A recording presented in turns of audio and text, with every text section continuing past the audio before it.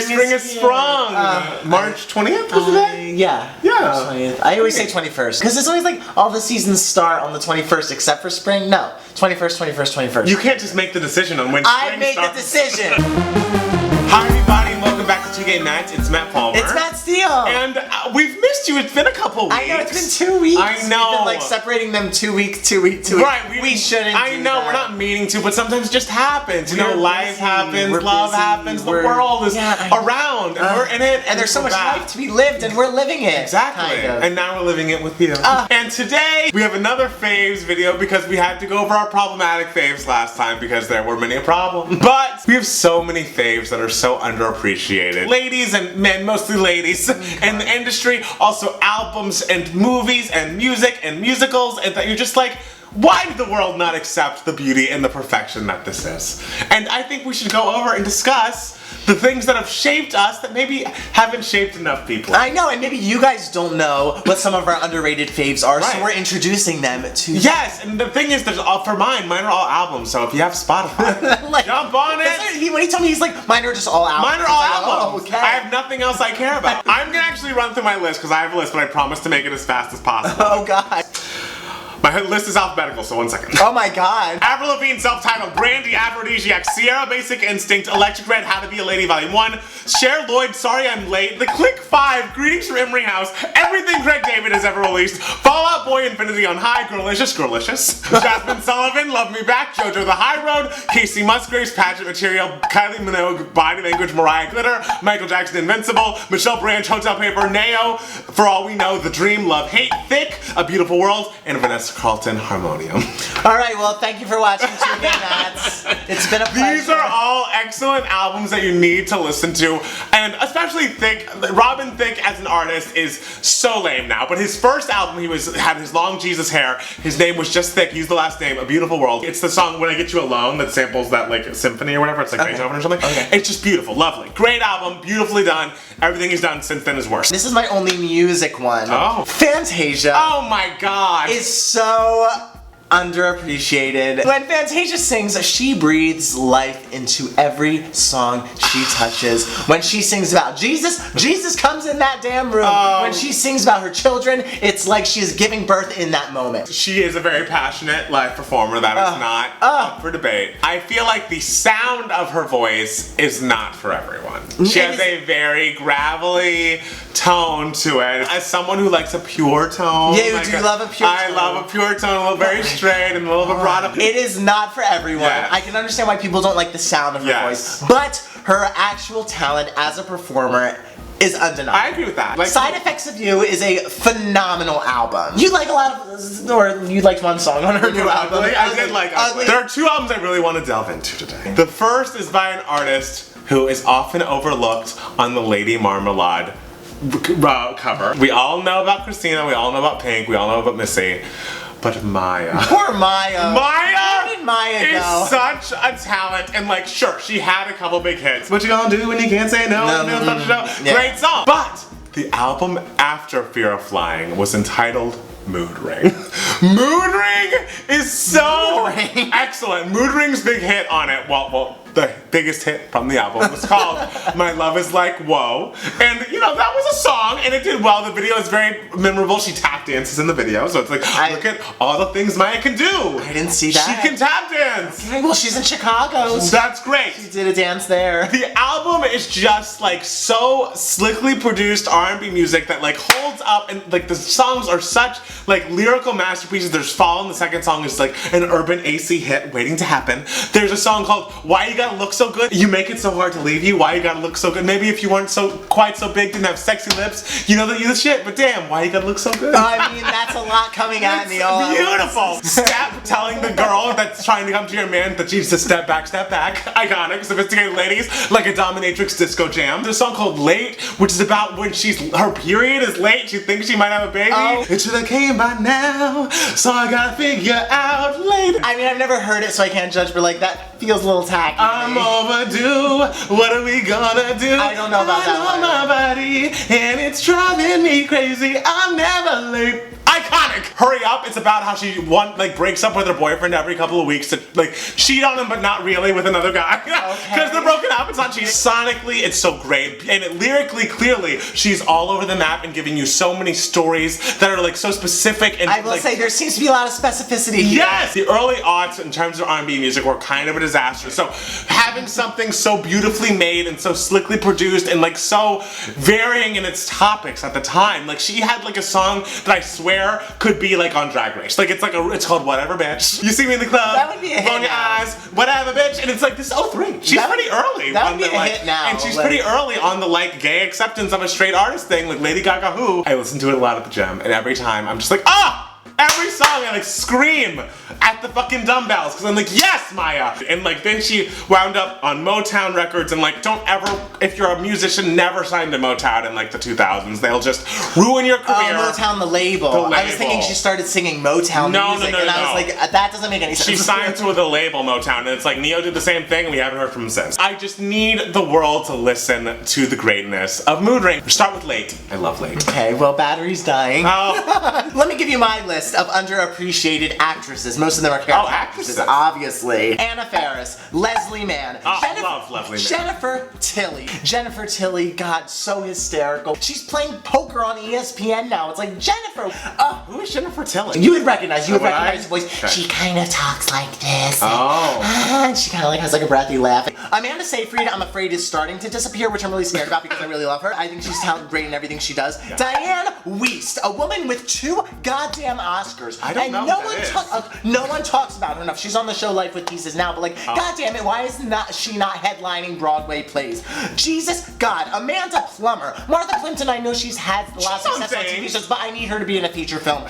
Cameron Manheim, Shelley goddamn Duvall, I need you. Mira Sorvino, Shelley Long, where are you? Marla Gibbs, Bonnie Hunt, Mary Steenburgen, Kristen Chenoweth. I feel a lot of times people are just oh, she just has her shtick and she just does that blah blah blah, I can't stand her. And she's no, actually, if you watch her, she is phenomenally talented. Delta Burke, girl, where are you? Alice Playton, may she rest in peace, one of the great Broadway musical theater character actresses. Let's talk about someone. Hilary Swank has 2 Academy Awards. I swear I hear about Hilary Swank every day. Hilary Swank has 2 Academy Awards, and I swear to God, she's only been in 4 decent movies. It's so bizarre how... She's in P.S. I Love You. It's so bizarre how underappreciated she is. Jesus God, you are gonna have a 2-time Academy Award winning actress, and you are gonna make that script for Amelia so not passable? How dare you? Have an adequate script for that Amelia Earhart biopic, people. God, where was I on my list? You were still on the list. I thought this was the details. God, come on, these actresses need more work from us. All right, I guess they do. So I guess if a casting director's watching, hire all those ladies. Hire all those ladies and me. But, should I jump in now? I guess go for it. So I have one more album. And again, there are lots on that big list that I could go into, but one that I really want us to discuss. After Jagged Little Pill, Alanis Morissette put out a 21-track album that none of the lyrics rhymed, and it was clearly she was I am fucking blowing this shit up. I'm not being a hit artist anymore. That's not what I want to do. I just want to make my art however it comes out, and people still bought it. It went 3 times platinum, but it was just people stopped paying attention to Alanis. It was oh, she's so poetic and so and she's using words I don't understand. She has a song called The Couch. Oh, I love The Couch. But the true follow-up in song form, something that the public could have grabbed onto, is an album entitled So-Called Chaos. So-Called Chaos came out in 2004. This is one of her best and most easy to swallow and just melodically beautiful, 8 easy steps. It's a you ought to know of its own time, but it's very much about just herself, how to be all these dichotomies of people that she is. She's I'm a feminist, but I hate women. Let's sing about it. And I love it. I love it. I love it. She has Out Is Through, which could have been a big hit. She has a song called Excuses. Why no one will help me, I'm too dumb, I'm too smart, they'll not understand me, I'm lonely, they'll hate me. It's beautiful. The chorus is lovely too, but the verses are just like, who wrote that note? Doth I protest too much? It's clearly a Shakespeare moment. And she just talks about how she's so not bothered with like her boyfriend looking at other women walking down the street, and like now that he's broken up with her, she's not bothered that he has a new lover, she has a new lover too, and it's like all of this is lies. And she has this song called The Grudge, and it's like, you know what? I have been talking about you on every single album. Clearly you traumatized me, but at this point, who am I hurting? So it's like, I forgive you. Is it David Coulier? It's, of course, David Coulier.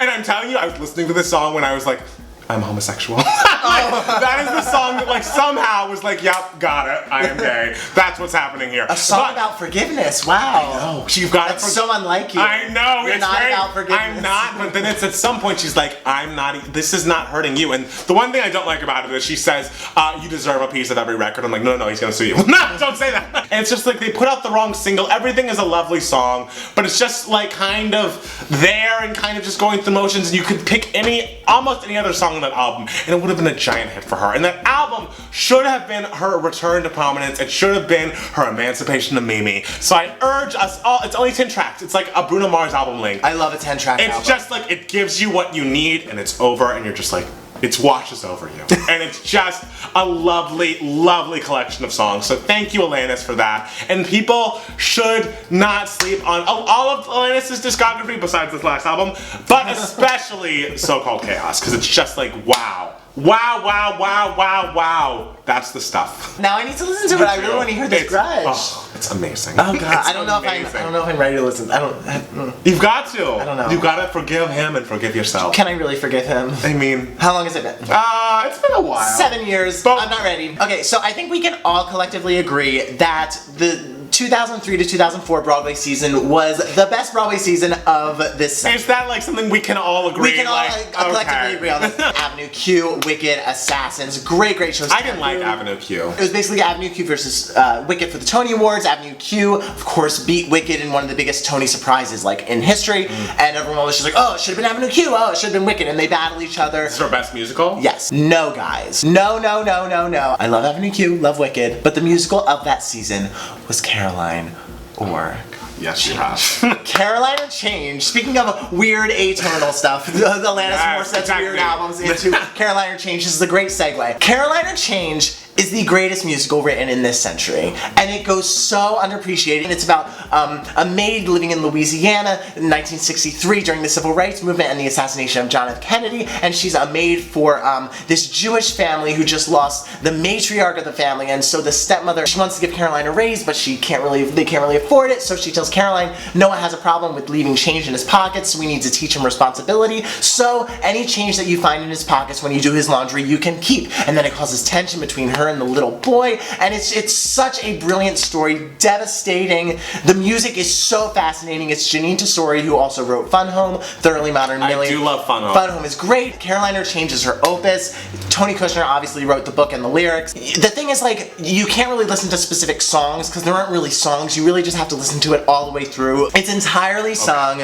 so you really need to just listen to the musical from track 1 to track million, whatever it is. It is one of the most profound listening experiences I ever had as a teenager. When I first got the album, August 29th, 2004. You and these dates. No, that's when it closed. I got the album June 28th, 2004. Because that's like when it came out. I saw closing night on Broadway. I was very excited. It was the first closing night show I ever. Oh no, that was Seussical. Anyway, but if you love musical theater, even if you don't love musical theater, it is just such a fascinating listen. You get so much out of it. The characters are so rich. Oh my god. Hopefully you're bringing light to it. Hopefully people will go straight from Maya's mood ring to Caroline or Change. To Caroline or Change, guys. That is what needs to happen. Speaking of musicals, did you see that the Mean Girls musical has like an opening date in DC? I did see that. Yes. I'm very nervous. The lyrics are by the Legally Blonde person. Are they? Yes. I had no idea that. Okay, let's do it.